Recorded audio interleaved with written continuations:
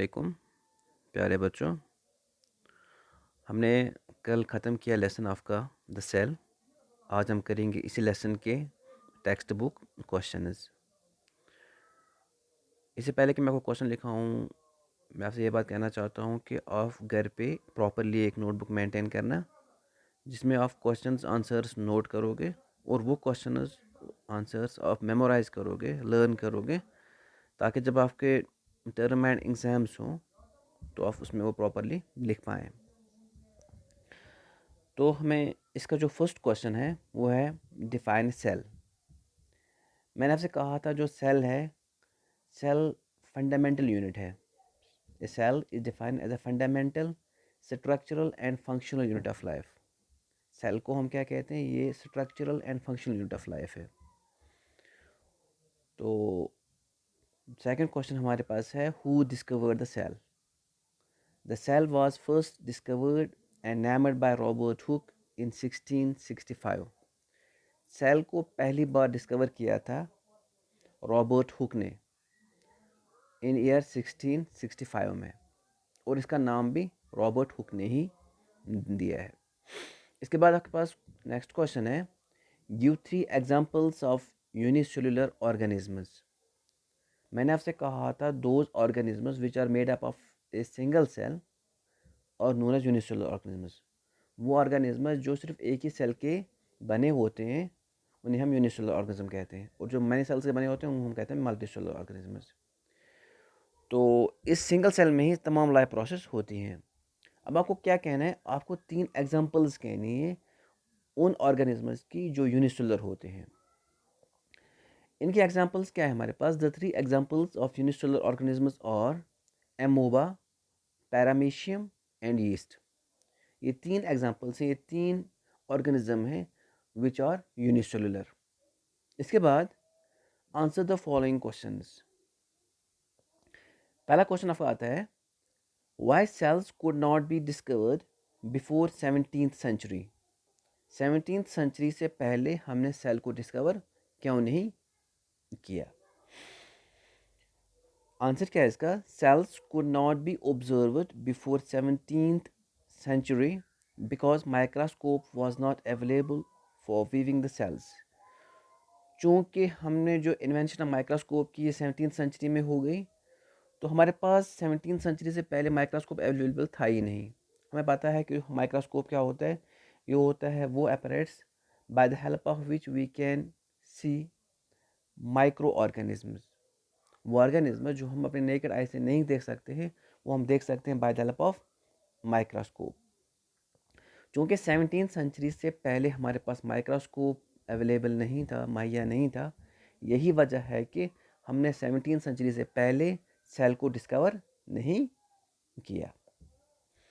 तो इसके बाद नेक्स्ट क्वेश्चन है why cork could not be observed as such by Hooke. Cork को इसने रॉबर्ट हुक ने ऐसे ही ऑब्जर्व क्यों नहीं किया? इसने क्यों इसको थिन स्लाइसेस की? A cork is a solid structure, so Hooke was unable to observe it under his crude microscope. He then made slices of cork and observed them under his microscope. चूँकि जो cork होता है ये एक solid structure होता है, इसको हम माइक्रोस्कोप के नीचे नहीं देख सकते हैं। यही वजह है कि कॉर्क को हमने थिन स्लाइसेस बनाई और इसको हमने फिर ऑब्जर्व किया माइक्रोस्कोप के नीचे। मतलब जो रॉबर्ट हुक था, रॉबर्ट हुक ने कॉर्क को थिन स्लाइसेस करने के बाद अंडर द माइक्रोस्कोप ऑब्जर्व किया।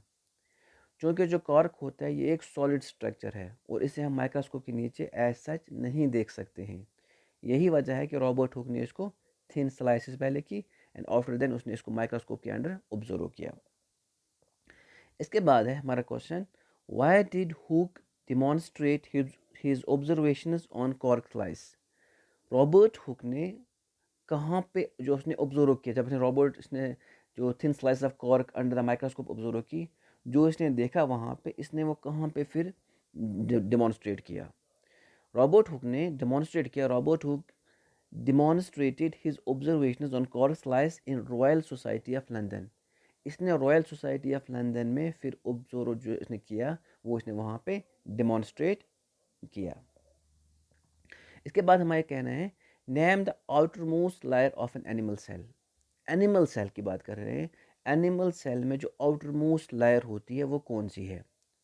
हमें पता है the outer most layer of an animal cell is cell membrane which is also known as plasma membrane. Animal cell की बात जब की जाए, एनिमल सेल में जो आउटर मोस्ट लेयर होती है वो सेल मेम्ब्रेन होती है, जिसे हम प्लाज्मा मेम्ब्रेन भी कहते हैं। इसके बाद हमारा नेक्स्ट क्वेश्चन है, name the layer which is present outside the plasma membrane in plant cell. Plant cell में प्लाज्मा मेम्ब्रेन या सेल मेम्ब्रेन के बाहर एक और लेयर होती है, उसे हम क्या कहते हैं, उसका नाम क्या है? The layer which is present outside the plasma membrane in plant cell is cell wall which is made up of cellulose।